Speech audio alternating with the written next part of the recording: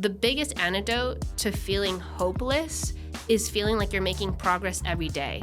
When you start to move, no decision is wrong. There are gonna be times where life gives you your goal, and there are gonna be times where you get to choose it. A $10,000 piece of advice, which is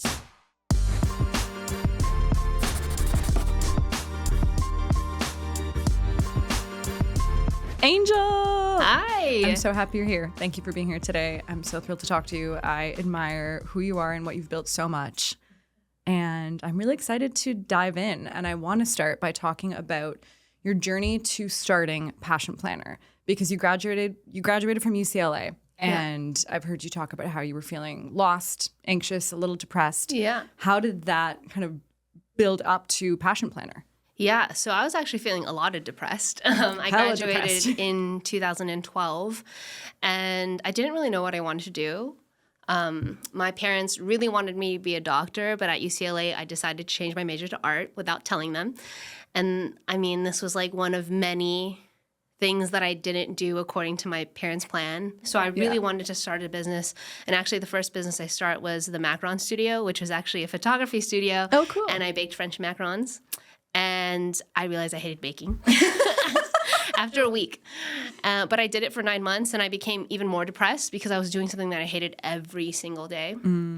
So after doing that, my hair started falling out. I started having cold sweats. I couldn't sleep. I had insomnia. I actually had to get an MRI because I started getting double vision. Oh, my God. Because of Angel. the stress. Yeah, it was really intense. So I quit the macaron studio, and I took out a piece of paper and mind mapped what I really wanted out of my life. And I really wanted to help people.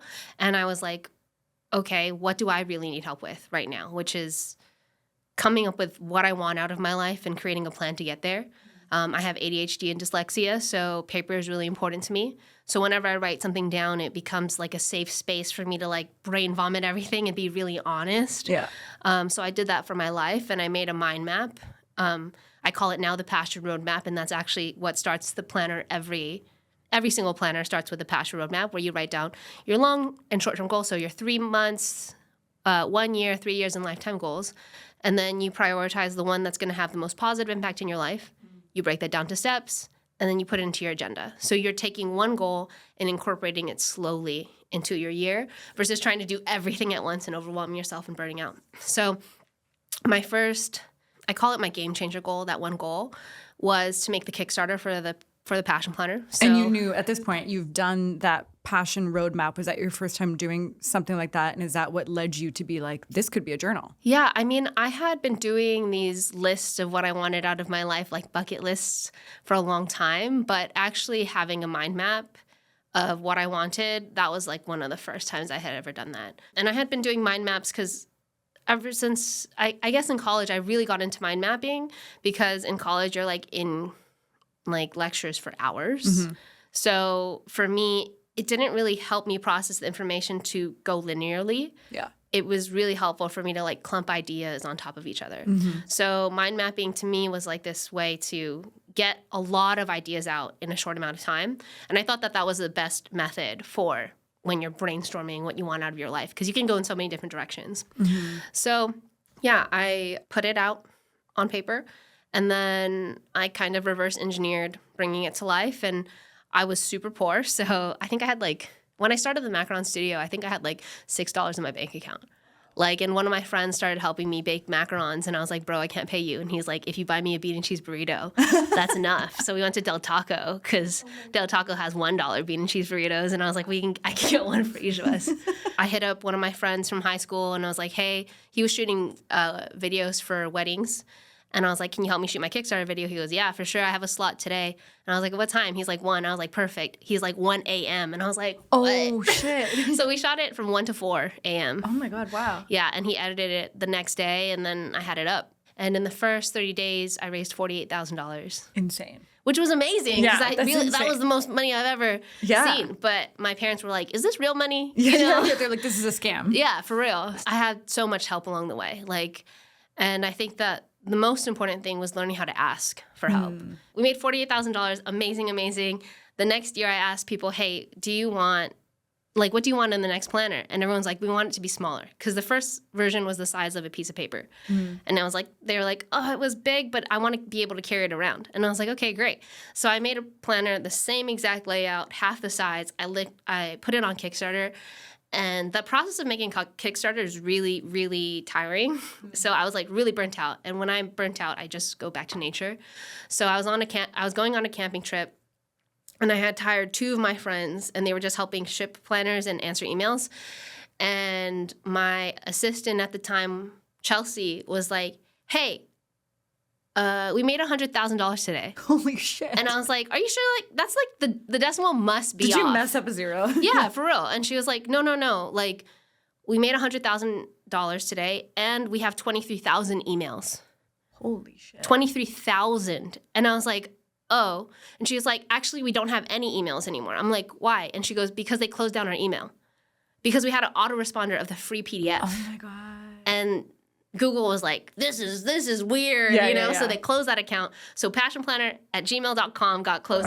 And I was like, just make the passionplanner@gmail.com. So she did it. And every day till the Kickstarter ended, we made $100,000. By the end of that holiday season, we had made $1.2 million on the website, with $650,000 on the Kickstarter. So literally I went from like having $6 in my bank account to like being a literal millionaire like within a year. That's insane. Which was like mind-blowing, and I had just turned 24. Holy shit. Now we've been around for 11 years, and we've sold 3 million planners around the world. And I think that now at 34, I finally feel like I've caught up to all this change. Yeah. We had slowly started taking over my parents' house. Yeah. It was my room, and then my room in the garage, and then my room, the garage in the front of the house. We had like canopies up to hold the planners. My parents were honestly very supportive in that way, but they were very supportive physically, but like mentally, they were like, is this all real? Yeah. Still. Like my mom still asked me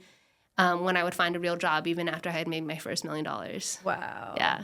Yeah, I mean, I'm sure it was hard for them. They probably had their idea of what you should do and what, like, you know, being immigrants to a country, like what the right path is. And it's hard to imagine that this kind of success so quickly can be real. Yeah, for sure. And my mom like my parents are Filipino immigrants. My mom started working when she was like 7 and working as like someone who counted inventory at their family little sorry store, which is just a little shop that you have connected to your house. And she remembers like after school, she'd have to go home and count inventory. Yeah. And she didn't want me to have that life. So her concept of business was so limited to her own experience. So I think that whenever I think about goals and whenever I think about things that are completely outside of someone's scope of reality, it's important for me to remind myself, what is actually possible, and are their fears, you know, and do they just belong with them? Yeah. Because I think when you start to goal set and you start to chase after things that are completely outside of someone's reality, it's easy for them to project their fears onto you. Yeah. And like, are these limiting beliefs mine, or do they belong to someone else? Yeah, for sure. Okay, so let's drill down more on goal setting, because obviously it's top of mind for the new year. Yeah. Everyone's setting goals. And I think it's actually really hard to set goals in a productive way. Like I have a history of setting like 30 goals. My New Year's resolutions, they're insane. And then often they're kind of intangible. They're so big, they're hard to break down, they're hard to measure, they're hard to track. So there's definitely a lot of strategies around goal setting. Yeah. I'd love to know what your goal setting process is, and then how you figure out what that game changer goal is. Yeah, so I think that any execution of any plan is broken down for me into 2 very distinct parts. The first is brainstorm, which is like be chaotic, be unrealistic with quotation marks, because what is realistic? And just go without any judgment. Yeah, like, don't self-edit. Yeah, so that's what the Passion Roadmap is for. And honestly, anyone can go to Passion Planner's website and download the whole PDF of the whole planner for free. So if you need a guide, then go there. And I will link everything in the show notes, because honestly, you guys do give out so many incredible free resources and downloadables. It's like, it's an amazing... Go to Passion Planner. Just do it. Just do it. Use the exercises. So this is how it works. Yeah, you write down your goals, and you just brain vomit them. I like brain vomit because it really gives people permission to be messy. Yeah. And then you take a step back after the first step of this brainstorming or brain vomiting, And then you ask yourself, what is going to be the goal that will make all the other goals easier, or the goal that would have the most positive impact in my life right now? And then that's your game changer goal. And then you break that down into steps. Okay. So you ask yourself, okay, if I had to reverse engineer it, what would the steps look like? And I try to make the steps as detailed as possible, not even as possible, but so detailed that I could delegate it to someone else. Because in the future, you're going to delegate it to yourself. True. And what stops people from acting is because it's too vague. The vagueness creates the procrastination. Yeah. So if you say, I'm going to run 3 times a week, it's at 7 a.m. for 20 minutes. Walk, Yeah. Like, that is so clear. Yeah. And you could delegate that to someone. Yeah. But if you just say run, that means nothing. Yeah, it's like literally following a recipe versus just having a bunch of food in front of you and you're like, I don't know what the fuck to do with this. This is like you have the clear formula. Yeah, I love that. Like, make a recipe for yourself. I call it make a curriculum for yourself. Like, each goal can you can make a curriculum like you're in school. Like, you create school for yourself. Actually, that was one of the main reasons why I wanted to make Passion Planner. I think that so many people raised, especially I know from the education system here in America, it's all about structure, and it's all about setting you up for the next thing and understanding. After grade 1 is grade 2, and 3rd grade, 4th grade, so on and so forth, and then high school, and then college, and then after college, everyone's like, what the fuck do I do? And this hopefully is a bridge that helps people go from what the fuck do I do to, cool, this is what I want, so now I can create a plan or curriculum, recipe, whatever metaphor you want to use to help me get to the thing that I want. Because the biggest antidote to feeling hopeless is feeling like you're making progress every day. Yeah. Even if it's small. Yeah. So that to me is like really, really important. Make sure that they're detailed enough that you can delegate it to someone, give it to someone, and they could do it for you. And then once you do that, then you could just start to block off time in your calendar for these things. So for example, if I know that I'm running, then I'm going to say I'm going to run at 7:30 in the morning. Then I would block it off in my appointment calendar, run. I would even put the detail if I wanted to, and block it off for the next 3 weeks. There are other goals that you're going to do where it's not so repetitive. Like, for example, if you wanted to start a podcast, then I would honestly go to ChatGPT or Google how to start a podcast, find the steps online, then take those steps and put them into your agenda so you can slowly weave this goal into your life versus completely obliterate your life and try to do this thing, because it has to be sustainable. It has to be super sustainable. And one psychological thing that I like to keep in mind is when you're incorporating something new, pretend like you are a baby learning how to walk. I like that. Like, what do you do when a baby's learning how to walk? You celebrate it. Yeah, you cheer them on. It's a huge whenever win. it like stands up, you're like, whoa, this is amazing, the baby doesn't start walking, you're like, well, you should have taken 10 steps instead of 2, like, you suck. But this is what we do to ourselves when we try to chase our goals. So really having this kind mentality to yourself as you pursue these things is like so important, because I'm not looking for short-term success. I'm looking for long-term commitment, and long-term commitment requires a really beautiful relationship with yourself. And it's a relationship. It's a partnership. You're actually becoming partners with this goal. Yeah, I love that. You're not just forcing yourself onto this goal or having this goal force itself onto you. You're really saying, how can I incorporate you into my life without having like this huge toxic relationship? Yeah. So yeah, you don't want it to be from a place of like guilt or like scarcity or any of those things. I'm going to, from now on, picture that baby when I'm setting the goals, because we so often miss the little micro wins that we're achieving along the way because we haven't hit that huge lofty goal. And skipping those micro wins and skipping the acknowledgement, the appreciation, the gratitude, all the things you can do at every step of the way, like that's what will keep you going. That's what 100%. Literally changes your brain to see that you're making progress and to keep going and release the dopamine and all the shit that happens. Yeah, and it really lays the foundation of your relationship to yourself. Yeah.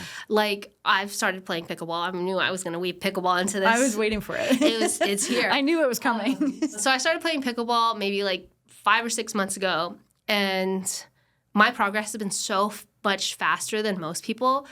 And it's not because, I guess, yes, I'm athletic, but I think the most important thing is my relationship to myself and my self-talk as I mess up. When I mess up, I'm like, all right, Angel, it's okay. We got this. We got this next one. All right. And I'm like that with everyone that I'm playing with. Like I talked to one of your friends who was saying you were like so encouraging on the court and how it like lifts everyone up around you. Yeah. And I think that it's been something that is an undervalued elite skill of like, how can I take this really crappy situation and like change the energy? Change my energy. Because I'll be playing with someone and they'll like literally cuss at themselves and say like their name and then a cuss word. And it's like, what are we doing? Like, and it's wild because if that's what they're doing in public, verbally, out loud, then what are they doing internally when they mess up on something, when they like get a parking ticket, when they, when they drop their toothbrush? Like, what are the types of conversations we're having with ourselves?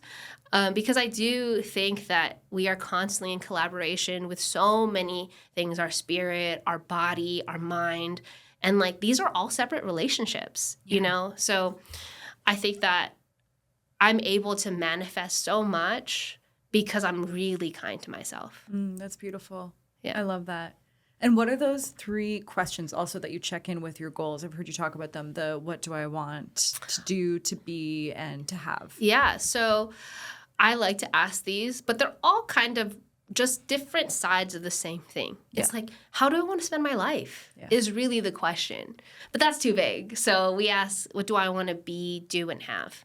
And the having usually serves the doing, and then the doing serves the being. You know what I mean?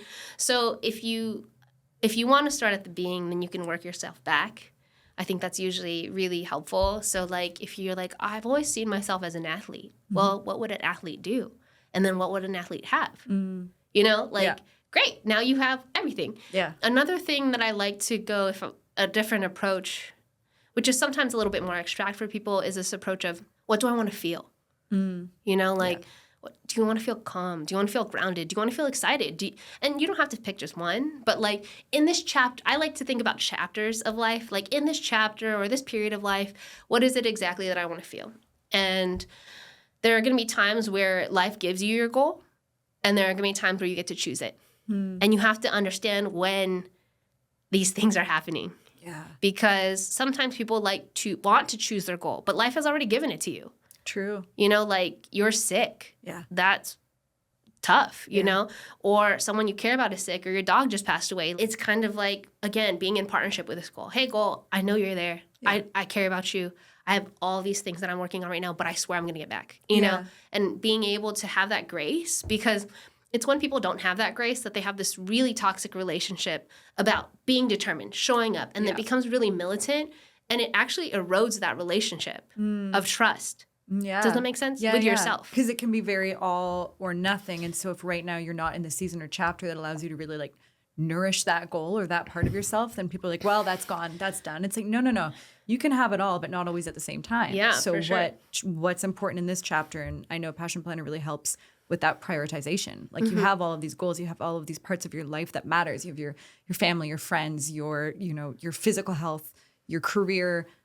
Sometimes some of them are going to be at the forefront and sometimes they're going to be in the back seat, and that's okay. And we can be kind to ourselves about it. Yeah. One thing that I love that my friend Nadra Tawwab talks about is, love her, is this concept of like being in harmony with your life. Yeah. Your life isn't always going to be like one note.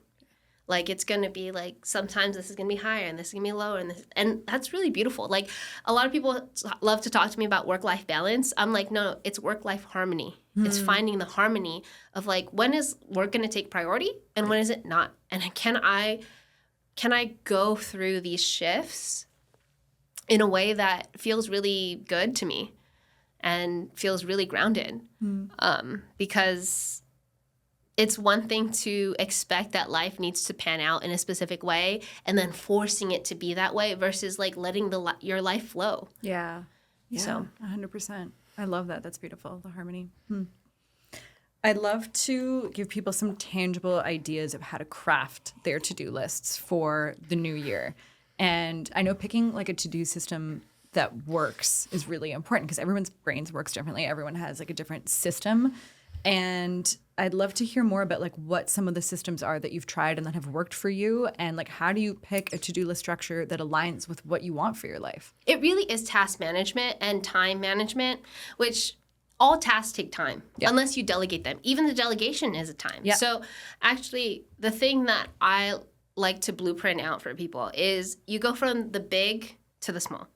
So you start with your passion roadmap, which we talked about, and then you pick your game changer goal, which is the one goal that's going to make the most positive impact in your life.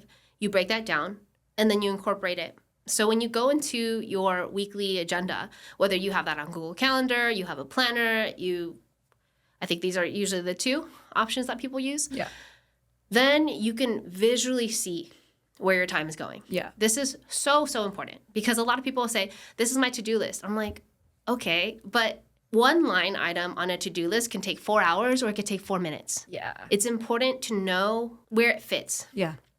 And to give it a container to live in too. Yeah. I just did a recent episode on this like phenomenon called Parkinson's law, Oh, where yeah. tasks, I'm sure, you probably know, tasks will expand to the time that they're given. So we're also sometimes like by not allotting a time to a task, we're allowing it to just grow infinitely and like take up all of our time. For sure. And also take up your personal bandwidth. Yeah. Like it actually reminds me of like how they manage products at like Ross and Marshalls is they try to get employees to only touch the product once. Oh, interesting. So this is what I think about when I think about tasks. You want to try to touch the task max twice. Ideally, when you first think of it and when you complete it. Right. Ideally, and it's the procrastination comes when you think about the task 30 times and now it has a cloud of dread around it instead of it just being that one thing. So one thing that I like to do is go from big to small. Then I have the goal and I start to map it out into my appointment calendar. Then I add into my calendar what are my non-negotiables. So for me, those are some work meetings, those are dates, those are workouts, those are sleep hours, those are meals. Yeah. Once I do that, then I'll really see when I have free time. And then I find time for social activities. And then after that, then I can see when I actually have free time. A lot of times people are running away from their lives and they're just using all of this free time to just disconnect and to like avoid and distract themselves. So they'll watch TV or which is fine. We need some of that time to like just disassociate. Yeah. But if you're disassociating all the time and then you only have this much time to just be a human, an adult, which is really difficult already, then it's going to be hard for your life to evolve because you haven't added the intentionality to make it better or to expand what your reality could be. So you're going to just stay in this pattern until a crisis happens and then you have to make a change, which is sometimes and oftentimes very traumatic. So I think that there are beautiful pockets of time between 15 minutes and an hour where you can do something that makes your life significantly better. That might be going for a walk in the park, learning a new sport, going to a social club, going to a book club, going and learning an instrument. Just these things that you've always wanted to do but never found time. Yeah. The time is there. Exactly. When you put your stuff on a calendar, you can see where time exists that you can spend. And I'm not saying that you need to be like this person that like has their agenda, blah, blah, blah. But I honestly think that if you're going to manage anything, manage your time because that's all you have. Yeah. That's all you have. I've been a millionaire since I was 24. And money, honestly, relatively easy to manage. But time, there are so many things that are so tempting to spend our time on. But you have to think, so I want to add to your Parkinson's law to, what is it? The 80-20 principle, which is Pareto's law. Great book that I'm going to just recommend. The 4-Hour Work Week, amazing book. Honestly, has been my business Bible. I read it like 20 times by the time I was 26. Wow. Pareto's law is the 80-20 principle, meaning that 80% of your outputs are going to be created by 20% of your inputs. Yeah. So you can determine what are the things that are going to actually make a big impact and what do I need to focus on. Because if you don't focus, you're going to get overwhelmed. And when you get overwhelmed, you procrastinate. When you procrastinate too much, you become depressed. And then you're in a hole. Yeah. So it's really important to know what are the things I want to start with And what are the baby steps that I'm going to celebrate? So then we start to schedule. And then once you have it laid out, you actually don't have to do any more thinking for that week other than when it shows up in my calendar, I do the thing. Yeah. Future you is being set up for success by doing this. Like you're taking like a little bit of effort up top is creating like an effortless week as you flow through it. So much easier. Yeah. Also, you can schedule 3 hours of deep work time where you just kind of like do you, or 4 hours in the evening to just watch TV. A lot of people are like, you schedule your naps? I'm like, yes, they're important to me. You know? Yeah. It's like every day, if you had $24 for 24 hours, where are you going to budget that? Yeah. You know? And that's literally your life. And the better you can budget at that $24, the better it's going to, the more intentional your life is going to be. And if you can budget, like let's say you're only budgeting $2 right now, but if you can budget $4 next week, damn, that's already really good, you know? You've doubled it. And then you just keep going and it gets easier and easier and easier. And then you start saying no to things that don't matter to you because it's no longer in that small 20% that makes 80% of the input. Yeah. Or output. We put so much effort into managing our money and budgeting and tracking. And we can be very careless with our time. I waste a fuck ton of time. I waste so much time and I'm really bad with time actually. And more I'm realizing as I've taken on more projects and more businesses, how valuable my time is. And also how really my goal, I want to be successful for a lot of reasons that have nothing to do with money. But when I want to make money, it's so that I can have freedom. And that freedom is about time. Yeah. So it's just this like endless cycle if we don't get a hold of it of like, oh, I just need to make more money. Well, why are you trying to make more money? So that I can have freedom and time and not trade my time for money. And say, well, you can start doing that now. Yeah. Being intentional about it. 100%. This is like such a area that I want to improve on this year is like really getting a hold of how I'm spending my time. And am I spending my time on like high return things in all aspects? Yeah, for sure. And I love that because it's such a process. It is a skill. Yeah. And everything worthwhile to acquire in this lifetime takes a lifetime. It takes a long fucking time, you know? Like if you want to be good at relationships, it's not one good relationship. It's not one good conversation. It is you showing up and being able to have this hard conversation and be open-hearted and be receptive and apologize like for the rest of your life, you know? Yeah. And I think that we are such in a culture of like, oh, can we do it now and can we get it done? And what's a quick fix? Which is so interesting because I'm talking about like being really efficient and effective, but the things that are worthwhile take your whole life, you know? That's true. So when you're talking about time and like being really conscious about time and how it's affecting you and how you're managing it, one thing that I would love to challenge you on this journey is like, what is another opportunity that I can utilize my money to get more time? Yeah. Because this is actually the skill when you get wealthier. This is actually the skill that takes you to quote unquote the next level, which to me, the next level really is not just more money or more freedom. It's, are you doing what you want with your life? Are you feeling the feelings that you want? When life does inevitably throw you like these curveballs, are you being able to handle it with grace to yourself, to the people around you, to people you don't like? Like this is, I think, at least for me, like what that's about. Because a lot of times people are in this race to make more money, but then when they get a lot of money, then they feel empty still. Yeah. And it's like, well, are you enjoying your life? Yeah. Because that's a completely different new skill set to master. Yes, that's very true. So, and I think that's, you know, you're learning this now of like, okay, well, now the game has to change. Yeah. You're playing a completely new game, actually. Yeah. The first game is making money. The second game is managing your time. Yeah.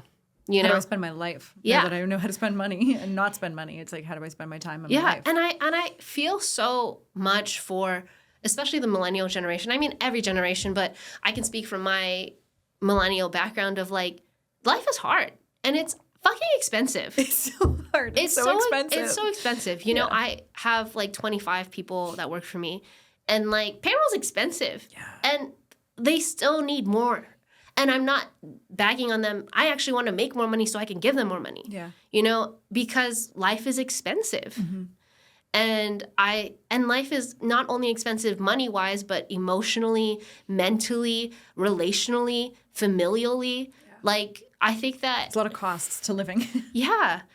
And I think that a lot of people get overwhelmed about like managing their time because they're like, I'm already fucking up to here, you know? And I think that my biggest suggestion at that point is, what are things like, let's take an audit of how you spend your time.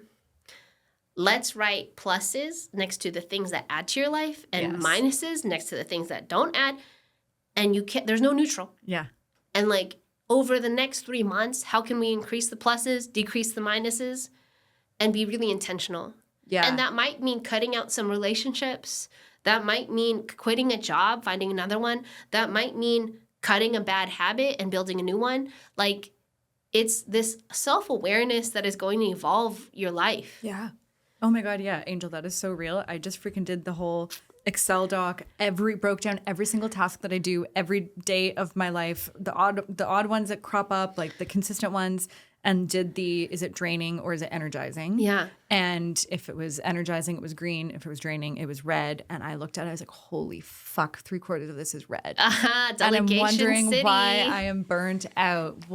And from that came, the realization that I need a team and I need support, and I love everything that I'm doing, but I'm in the trenches on things that no longer fuel me on those projects. So I need to start delegating and I need to hire, and all of that came to light. But it was really a shocking look at how am I spending my time, and the 20% that was green is what I love. Yeah. And I'm giving it such a little fraction of my time. And I'm going to give you like a $10,000 piece of advice, which is try your best to stay within your genius and delegate the rest. Yeah.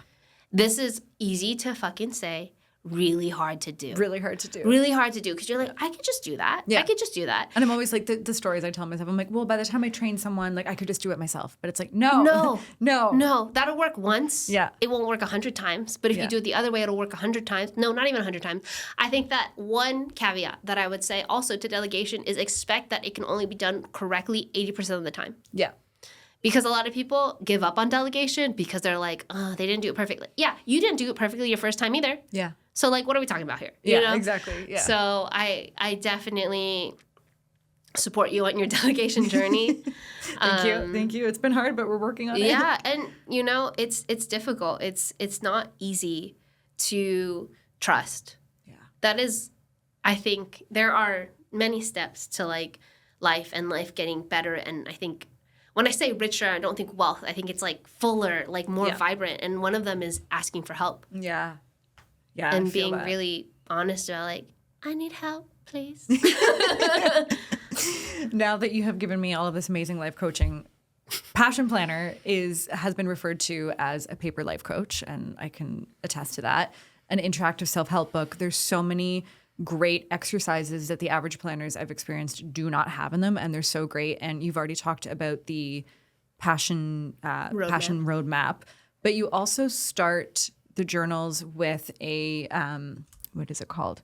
You start the journals with like defining your core values. Mm-hmm. And I love that. And I think especially in the beginning of the new year or beginning of quarters and seasons, however you like to go about, checking in and seeing how am I spending my time? How am I doing? How are my goals? To reconnect with your values is so great. And I'd love to hear like how that has served you and how that, became such an instrumental part of this. Yeah. So actually the values exercise is brand new for 2025. Ooh. And we incorporated it because it's something that we use in the company. Like at Passion Planner, and also my best friend, who is also my COO of Passion Planner, Jax, we talk a lot about values. Mm-hmm. Whenever we make decisions for the company, we say, does it align with our values? And if it doesn't, then we don't do it. And I think that we're like, this is so easy. It's so good to be able to have like something to fall back on, especially when everything feels really noisy and confusing. So we wanted to give that tool to the community. And defining your 3 core values really is more kind of like, what do you want to feel in a different way? So first you start with your values, then you go into Passion Roadmap, because we thought it was bigger than just the goals. And I think when you start to make decisions that are in alignment with your values, the hard decisions become easy. Yes. They're like, whoa, oh, this is so clear. Yeah. And again, what I said earlier, the thing that creates procrastination is a lack of clarity. One quote that I love from Brene Brown is clarity is kindness. Yes. And clarity is kindness not only to yourself, but to people around you. And like when you write out your goals, like that clarity is super important. Yeah. So yeah, I think that, go ahead. Oh, sorry. It does make the hard decisions easier too, because I think when I was looking at those exercises and I'm like, okay, you have to pick like the main goal that's going to like have the biggest impact on you. Sometimes it's really hard to know which one that is. Like, how do I choose? Like there's, I think a lot of people, especially like multi-hyphenates and people with big dreams, they get really paralyzed by all of their ideas and all of their goals. So that's where I think the core values can really help you make that decision. Yeah, for there's sure. so much I want to do, but when I really look at like what's the most important to me right now in terms of like how I want to align and live, then it usually becomes a bit more clear. Yeah. And I would also love to add another layer of how to look at this, which is like, if you were your own life strategist, what would you choose? If you were strategizing your life, what would you choose? Yeah. And if that seems too serious, you can go the complete opposite, which is what excites you right now? Yeah. You know, like you're like, I've always wanted to learn piano. Well, learning piano might make you meet a friend, and that friend might be connected to this person, and it might be connected to that. Like, I think when you start to move, no decision is wrong. Yeah. Yeah. Like, it's the staying stuck. One of my best like author friends, Ken Honda, in his latest book says, your life is born the moment you decide. Shivers. You know, and it's like, yeah, that future that you want is born the moment you decide. Yeah. And that means that you can't make any wrong decisions. Any decision is a good decision. Yeah. So I think when people start to feel really paralyzed, make a decision, even if it's not related to the goal at all. Yeah. It might be getting quiet and being like, I want a matcha today. Yeah. That could be the step. Yeah. The matcha might take you outside. You put on your shoes. You go to the coffee shop. You get your matcha. You see something. It brings, I should read this book. Oh, wow. I saw a friend. You know, like I just saw you, Jillian, walking around. Yeah. I was like running to the grocery store. And I think when you start to be active with life, life starts to be active with you. Yes. You know? Oh, yeah, that's so important. I feel a lot of the conversations, a lot of the big conversations I'm having with my friends these days are around, am I making the right decision? Or what happens if I'm not making the right decision? There's so much fear around picking the wrong career, the wrong person, going on the date, not going on the date, all of these things. And the reality is inaction, I think, is the only wrong decision. Yeah. And the minute you take a step, like I've taken jobs that I kind of knew going into them, this wasn't going to be the right job for me. Yeah. But it was the best option I had at that time. And I realized if I just take this job right now, it's going to lead to something else. 100%. And it did. I met my former podcast partner. We started this, but I fucking hated that job. Oh my God, it's terrible. Yeah. So glad I did it. Honestly. It gave me skills I needed. It gave me my podcast partner to teach me how to adult. All of these things. Even I went on a writing retreat to Morocco 2 years ago, and that's where I met InQ, who we both know and love, and Sophia, who we both know and love. Amazing. And that changed my life. But the amount of overthinking I did on, should I spend this much money? Should I go on this writing retreat? Am I a serious enough writer to be even going on writing retreat? Thank God I just made the decision. Yes, it's so wild because I think I try to be people's biggest cheerleader, including myself. Yeah. And I'm like, yes, you could do it. You're ready. You're ready. You're ready. Yes, yes, yes. You know, like having this belief that you are ready. Yeah. Because you will show up to that place and realize there are people way less ready than you. Yes. Yeah. And if you're the least ready, guess what? You're probably going to win most improved. You know what I mean? Like, and you'll get ready in the doing. And there's so much respect for a person who's most improved. Yeah. So what are we worried about? Yeah. You like no one is expecting you to be perfect except for yourself. Like Passion Planner is like our motto is it doesn't have to be perfect. It just has to start. I love that. And it's like just start. When I started Passion Planner, I had no fucking clue what I was doing. Yeah. You know, like sometimes I don't know what I'm doing. I'm still figuring it out, you know? And this is, I think the more and more you're able to be like, all right, let's just take the next step. Yeah. One thing that I say, especially when I'm going through crisis, is one day at a time, one step at a time. And if I can have the discipline to take a step back and be strategic, then goddamn, we're gonna get out of this real quick. Yes. You know? Yeah. So. Another thing that you say that I love, I saw it in your TED Talk, was that action cures fear. And I really, really love that because I think it's easy to feel paralyzed by fear. Yeah. But that action is truly the thing that will move you out of it. I'd love to hear what an example is of a time that you felt really scared about something in your life, personal or work, anything, and how action moved you out of it into the next step. Yeah, I mean, fear only shows you what you care about. True. You know, so it's when you're in a point of fear, it's because you are afraid of losing something. But there's always something to gain from the decision. What is your journaling and like reflection process like after creating like an incredibly successful journal and planner company? Yeah, so my process really is very simple. I like to keep things simple. There's so many tools, right? And I'm trying to find the one tool that's going to make 99% of the difference. And for me, when it comes to journaling, it's this concept of future gratitude letter writing, I love which that. is actually from my friend Danica Breichna. Let's say September just began, and I will write a letter to September thanking it for everything it gave me already. Wow. You know? And then I will go back, and this is what I do for myself, is I highlight everything that is actionable or underline everything that could be a goal. And then I add that to my to-do list if I feel called. And then at the end of the month when I write October's, then I will highlight everything that went true or I guess manifested in September. Yeah. And that's literally my journal practice. I love that. Yeah. Wow, that's like the future casting and then going back and like reflecting on it. It's like both spiritual and practical, and like you just let it go because I don't revisit this letter until the next month. So I'm gonna start doing that. I love that so much. Yeah. That's so nice. I probably need to find a sexier name for it, but for now, what's it called so far? I just call it like future gratitude letter writing. I like that. Okay, we're gonna workshop it though. Yeah. I like naming shit. We'll talk. Yeah. I did that ChatGPT future self prompt thing recently where you like put in what your dream life would be, and then it kind of like spits out some examples of like how future you will spend your days. Oh, that's beautiful. And oh my God, it was a lot of unlocks came from that. And it kind Amazing. I love of in that. a similar, but it was so far future that it still felt like a little intangible. So I love what you're doing in terms of like the month ahead that feels more It feels so present and concrete, but it still gave me, like I could go through and highlight like the things I'm kind of manifesting, but also the things that like the steps I can take to get there. And I love that. Yeah. That's beautiful. Okay, you've referenced a few books, and I've read that you have either listened to or read over 450. I think it's 650 now. Jesus, 650 books in the entrepreneurial or like self-help space. Finance, anything that interests me, dating, networking, like anything that tickles the pickleball.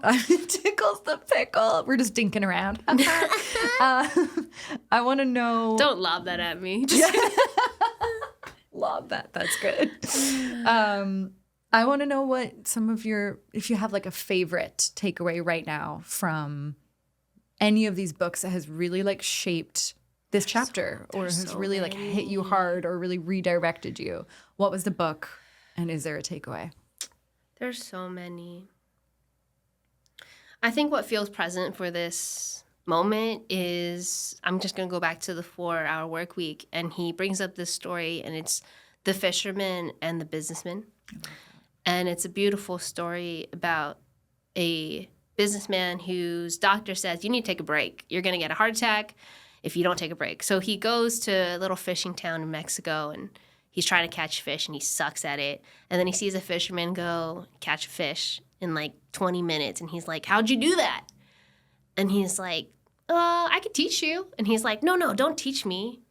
Why don't you just like get like some of your friends to also fish with you, so then you can soon have like a fishing, like a small fishing business, and then eventually get your own ships. And he's like, no, actually, I don't want to do that. And he's like, why? How do you spend your time? He's like, well, I like spend time with my kids, and then I go fishing, and then I do some work, and then in the evenings I have dinner with my wife, and then I sit around a campfire with my friends and we have a beer and we laugh about it. And he's like, no, you shouldn't do that. You should just, Work harder. Yeah, work harder, get that fishing business going, and then you'll have a ship, and then eventually you'll be able to sell it to someone in America, and then you can retire, and then you can spend time with your kids, and you can, have dinner with your wife. Have dinner with your wife and have a nice cold beer with your friends, and that's the story, Yeah. And it kind of goes back to the thing that you're working on, which is like delegation and managing your time.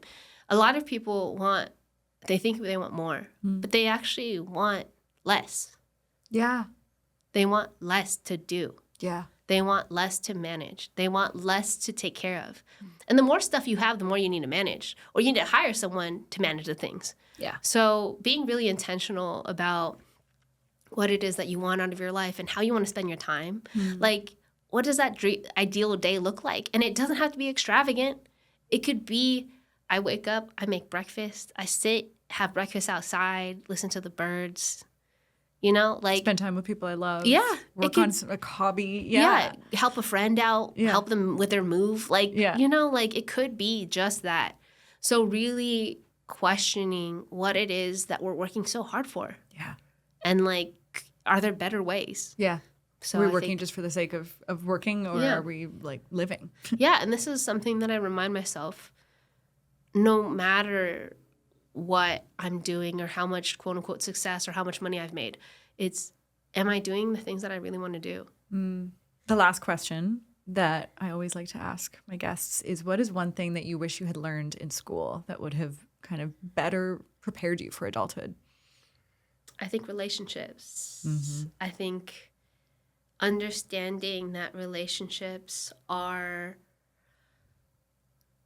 the most challenging things, but the most fulfilling things that you could ever have in this life. Yeah. And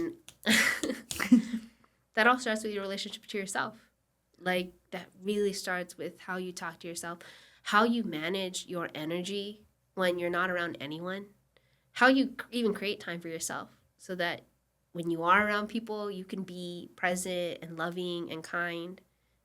So I think relationships are like a whole subsection that people don't understand, because right now people think about relationships in terms of love and marriage and building a family, but relationships are so much broader than that. And there's so much more beyond this narrative. Yeah. So I think relationships, about how to manage your emotions, about how to communicate, how to bring up a hard topic, how to bring up something you're not happy about. Yeah.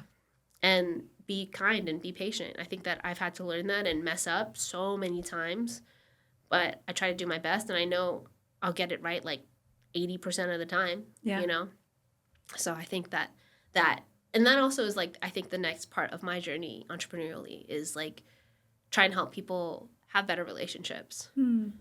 Yeah, the world needs that. That's beautiful. I feel like I'm 33 years old and just learning how to properly communicate with my friends. Yeah. Because I've been so fearful of like saying the wrong thing my whole life that now I'm like, okay, I can be honest and kind at the same time. And that can actually be a kinder thing to do. And 100%. I can have difficult conversations and still be loved. Yeah. And these are things that we're really not taught. So I really love that answer. Yeah. Thank you. Oh my God, I wish I could talk to you forever. I'm sad that this must come to an end. But this was such a beautiful conversation, and I just have so much love and respect for you. Thank you. And I would love for you to just share where everyone can follow you and get their passion planner and anything that you're excited about or working on or launching. Yeah, so you can follow me on Instagram. My Instagram is Angelia, so Angel, I-A, Trinidad, like Trinidad and Tobago. So it's Angelia. Trinidad. On Instagram, Passion Planner is passion, like Passion planner. You can go to passionplanner.com/start here, and then we've laid out like a great way to start for free. And if you wanted to purchase a planner, then you can purchase one. But honestly, if like 10 people went and downloaded the PDF and it changed their life, like, man, I get so many letters and so many emails and so many DMs from people like, this planner changed my life. Yeah. Like, I was at Disneyland and someone come up to me crying, and I was like, oh, maybe this person needs help. No, this person had her passion You already planner. helped them. She had her passion planner. She wanted me to sign it. Oh my God. Like, so I think that, and it's really beautiful because people are like, you changed my life. And I was like, no, you changed your life. You just used the tool that I made, which is amazing. And I'm really grateful, but you applied yourself. I wasn't there, you know? Yeah. So that makes me really, really excited and happy. And I just wish everyone like the best in this next year. And I hope it's the best one ever in the ups and the downs, because that's going to happen. Yeah. And it all adds up to make a life. Yeah. So. Well, thank you for being here, and thank you for everything that you do and that you give to the world. It makes it a better place. Thank you so much, Jillian. I'm so, so glad we connected.